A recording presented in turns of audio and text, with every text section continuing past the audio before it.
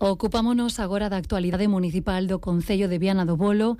Onte celebrábase o pleno de investidura da nova alcaldesa, a nacionalista Graciela Diéguez, tras a dimisión do socialista Germán García Ávila, o ata o de agora rexedor.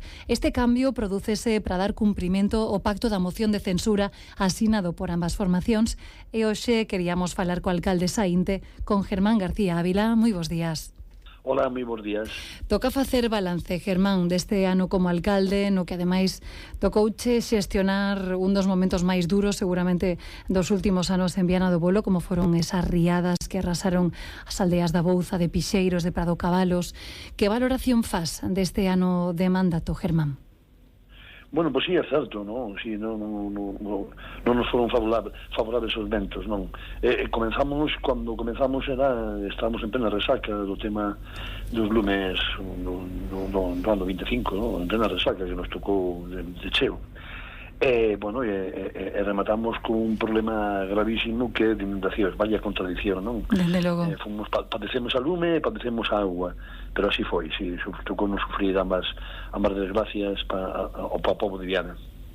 Que balance faz destes 12 meses aproximadamente que vos deu tempo a facer neste escaso tempo? Pois un balance moi positivo, vamos, a sensación que temos, a sensación de certa satisfacción de haberlo dado todo, totalmente todo.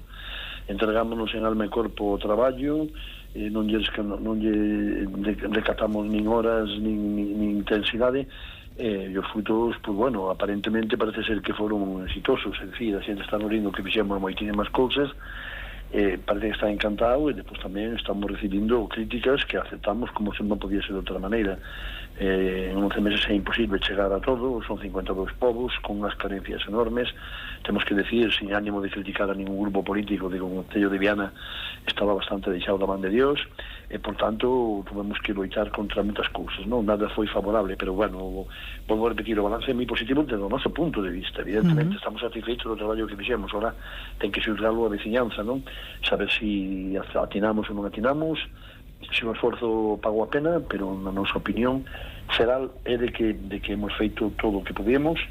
Además, bueno, non ter máis tempo, non ter máis medios, sobre todo humanos, porque carecemos de secretario durante meses, estuvemos de baixa con o secretario, hasta que chegou un titular que foi no mes de marzo. Imagínate desde entón os meses que perdemos, con 3 funcionarios da administración dentro de oficinas que estaban de baixa, e con solo 3 persoas con que conta o Concello na parte externa para realizar traballos. É dicir, había unha infraestructura moi escasa, a dotación de persoal era raquítica, e tivemos que loitar contra todo eso, sí.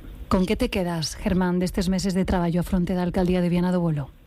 Pois que este con moitísimas cousas, eran neófitos neste ámbito, recén chegado, non tiñamos nin idea del funcionamento da administración local. Tomamos moi bons resultados, conseguimos moitas, deixamos ahora cousas para facer o seguinte equipo de goberno importantísimas, conseguimos facer unha subvención para unha glorieta na entrada de Viana, conseguimos facer unha subvención para a escola Fogar, empezar a traballar e facer un albergue que alcanzará 100 plazas no futuro, se así o estiman os demais. Nos conseguimos este proxecto para 20 primeiros plazas, e depois o hito común de todo foi, pois eso, o convenio asinado coa Confederación Hidrográfica. Temos que agradecer ao Goberno Central que, por medio da Confederación Hidrográfica, se acordara de Viana, das súas eivas. Hemos firmado un convenio por 2 millóns de euros, casi nada, 2 millóns de euros, feito histórico. Ninguna administración había feito un investimento de tal calibre no Concello de Viana. E para que era? Pois para unha depuradora que nunca se tuvo en Viana, que foi instalada no ano 90 e que nunca funcionou.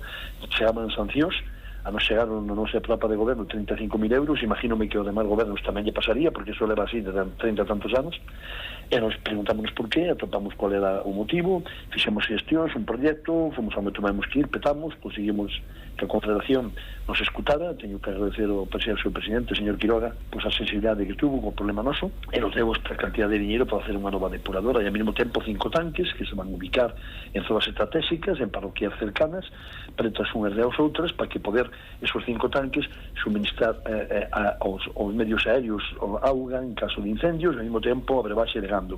Ora, un apartado de que falábamos antes, do tema das inundacións de Pixeiros, a Bouza, o Castro, o Prado de Cabalos, pois hai moitísimas cousas ainda por facer. E non só limitamos unha declaración de emerxencia, porque sabemos que ahora hai que facer uns investimentos fortísimos, acometeuse o máis importante, que era validar todo o tema de miles de toneladas aí acumuladas, pero ahora queda eso, resarcir aos ciudadanos das súas bens que quedaron afectados, os viales públicos, eso vai a ser un investimento moi forte e necesitamos a colaboración de todos. Si é certo que o último día, hai 3 días, estiven na Bouza ca Confederación, van a facer un investimento millonario para encauzar a auga toda esa que ocasionou todo este problema. Ese regato vai a ser encauzado de tal maneira que vai a ser prácticamente imposible que volva a ocurrir unha desgracia de tal tamaño. Por tanto, quizás ese sea o logro. Primeiro, conseguir de que a Confederación se implique na restauración de todo o tema das inundacións e, por suposto, 2 millóns de euros que conseguimos para investir para Viana. Moi ben, pois Germán García Ávila, graciñas por estar hoxe con nos no Oi por Ourense e que vaya moi ben. Moitísimas gracias a vos por acordarnos do meu povo. Un saúdo, ata logo.